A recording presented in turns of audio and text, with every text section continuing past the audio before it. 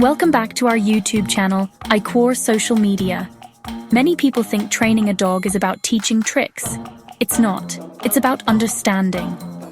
Today we're diving deep into the language of puppies, their sounds. Puppies use sounds, body language, and energy to communicate. Over the next few minutes, we'll decode those barks, whines, growls, and more. We'll learn what they mean, why they happen, and how to respond with calm, assertive energy.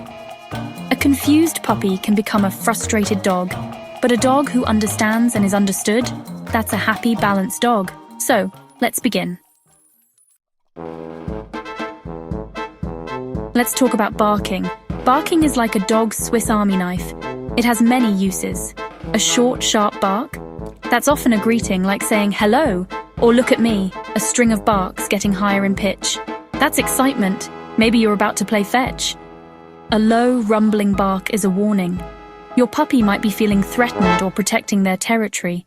The insistent, repetitive bark. That's your puppy trying to get your attention. The key is to listen to the tone, the frequency, and watch their body language. Are their ears perked up, tail wagging, or are they stiff, tense, lips slightly curled? Context is everything. Once you understand the message, you can respond calmly and confidently. If it's a happy bark, share their joy. If it's a warning, assess the situation.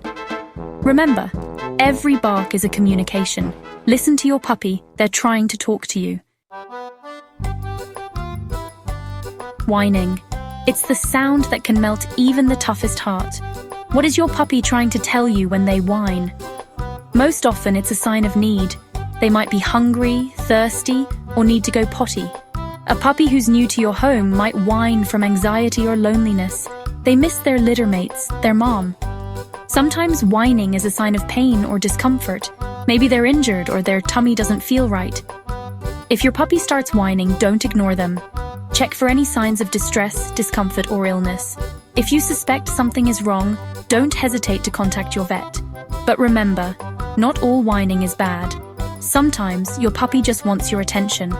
They might whine and nudge you with their nose, inviting you to play. The key is to differentiate between a whine that needs attention and a whine that's just seeking attention. Once you understand the difference, you can respond accordingly, building a stronger bond with your puppy. Growling. It's a sound that can make us uneasy, but it's important to remember that growling is communication, not aggression itself. It's your puppy's way of saying, "Hey, I'm uncomfortable," or "back off, this is my space." A growl can be accompanied by other body language cues. Watch for flattened ears, a stiff body, a hard stare. These are all warning signs, telling you your puppy is feeling threatened. Never punish a growl. By doing so, you're not addressing the underlying cause of their discomfort. You're just suppressing their way of communicating it. Instead, when your puppy growls, try to understand why. Are they guarding their food bowl? Are they feeling overwhelmed by a child's touch? Once you identify the trigger, you can work on positive reinforcement training, teaching your puppy to feel safe and secure in different situations. Remember, a growl is a valuable piece of information. It's your puppy's way of preventing a situation from escalating. Listen to it, respect it, and address the root cause with calmness and understanding.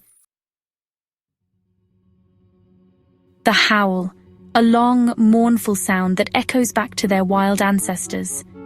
While domesticated dogs don't need to howl for survival like wolves, it's still a part of their instinctual communication.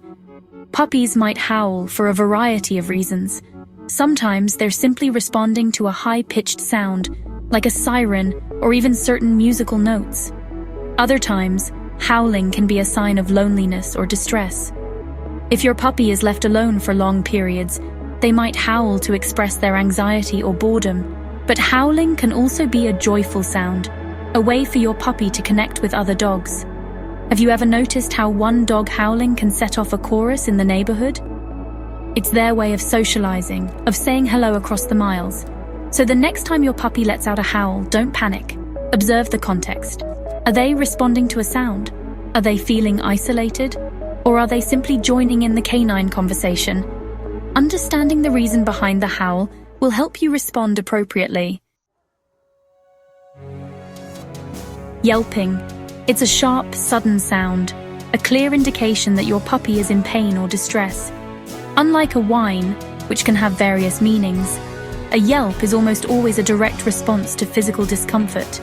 Maybe they stepped on something sharp, or maybe they got tangled in their leash and pulled too hard. Perhaps another dog accidentally stepped on their paw during play. Whatever the cause, a yelp means your puppy needs your attention. If your puppy yelps, immediately check them for any signs of injury. Look for limping, swelling, bleeding, or any areas they're hesitant to let you touch. If you suspect something is wrong, don't hesitate to contact your veterinarian. Remember, puppies are still developing their coordination and often don't understand their own strength. It's up to us, the responsible pack leaders, to be vigilant and ensure their safety. So, be attentive to your puppy's sounds, especially the yelp. It's their way of telling you they need your help, and it's our duty to respond with care and swift action. The sigh. Puppies sigh too. Their sighs can mean different things. A relaxed sigh shows contentment. A frustrated sigh shows disappointment. Watch their body language to understand. Panting. It's the sound of dogs cooling down, their mouths open wide, tongues lolling out. We see it after a game of fetch, on a hot summer day, or even during a car ride. It's a natural and necessary way for dogs to regulate their body temperature. But panting can also be a sign of something more serious. Excessive panting can indicate stress, anxiety, pain, or illness. If your puppy is panting heavily, assess the situation. Are they showing any other unusual behaviors? These could be signs of distress.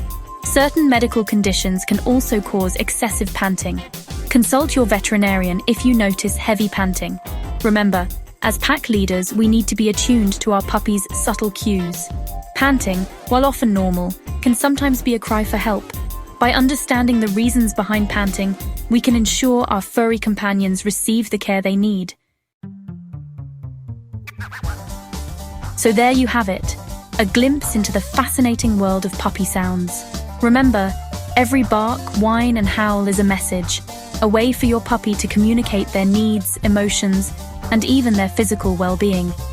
By learning to interpret these sounds, you're not just training your puppy, you're building a deeper, more meaningful bond based on understanding and trust.